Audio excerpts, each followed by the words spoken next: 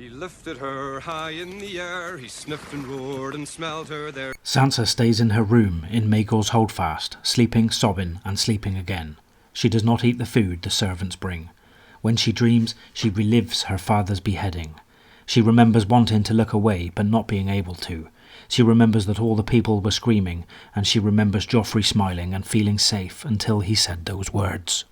Sansa believes she will be executed, and the thought does not bother her. She knows songs will be sung about her. She even considers throwing herself from her window, but cannot summon the courage and runs back to her bed sobbing. She dreams of footsteps that belong to Sir Ilyn Payne coming for her with ice. In the dreams, when Sir Ilyn is at her door, she realizes she is naked and covers herself, and screams out that she will be good. Finally, Joffrey arrives with the Hound, and 2 others of the King's Guard. Joffrey throws the curtains of her bed open and tells her that she will attend him in court that afternoon. Sansa begs him to leave her be, but Joffrey threatens to have his Hound force her. When she does not move, he orders the Hound to get her out of bed. She struggles as her blankets fall away to show that she only wears a thin bedgown. The Hound then tells her, "Do as you are bid, child. Dress." He pushes her to the wardrobe almost gently. She tells Joffrey that she did as she was asked and now only wants to go home. Joffrey tells her that he is still to marry her, so she will stay here. She responds that she does not want to marry him because he killed her father despite promising mercy. Joffrey insists he was merciful. He gave her father a clean death. Sansa now truly sees Joffrey for the first time and cannot believe she ever found him handsome. Sansa whispers that she hates him. Joffrey tells her that his mother has said he should never strike his wife, so he orders Meryn Trant to strike her with the back of his gloved fist. Sansa sprawls to the floor, her ear bloody. She agrees to attend court and everyone but the Hound leaves. The Hound tells her that she should save herself some pain and give Joffrey what he wants. Smile, smell sweet, and be his lady love. 2 maids creep timidly into the chamber. Sansa instructs them to prepare a bath and to get powder to hide the bruise on her face. She is amazed at how dirty her bathwater becomes, having not washed since her father's execution.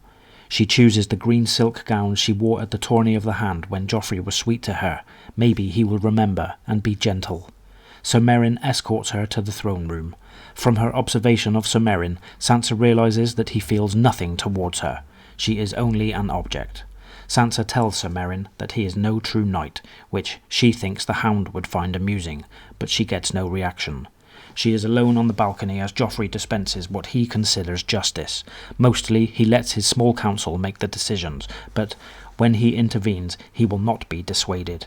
She sees the ugly face of Janos Slynt at the council table and remembers how he threw down her father for Sir Ilyn to behead. She also notices how he nods approvingly at each of Joffrey's brutal judgments. She wishes some hero would come and cut his head off, but knows there are no heroes, remembering Peter Baelish telling her that life is not a song. Sansa thinks, in life, the monsters win. The last case is a singer accused of singing a song ridiculing King Robert Baratheon. He is made to sing the song before the court, and Sansa thinks it is funny. In some verses, it seems like he is singing about the Queen. Joffrey gives the man the option of keeping his fingers or his tongue. When the court is dismissed, Sansa flees the balcony only to be met by Joffrey, Sir Meryn, and the Hound. Joffrey examines her and tells her she looks much better. Sansa thanks him with hollow words. Joffrey then tells her to walk with him. The touch of his hand now makes her skin crawl.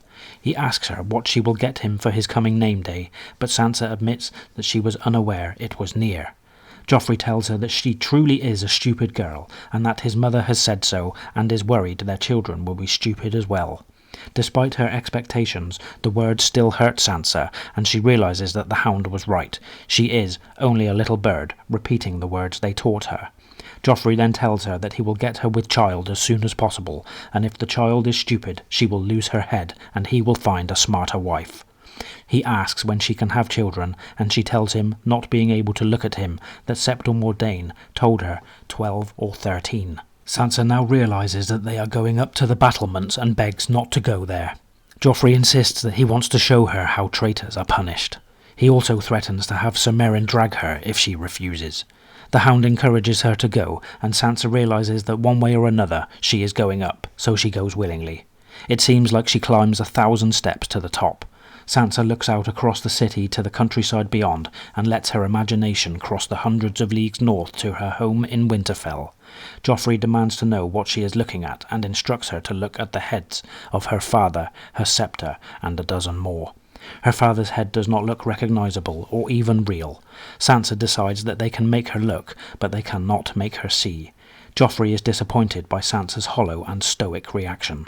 Sansa cannot understand why they would kill Septa Mordain, but Joffrey insists that she was a traitor too.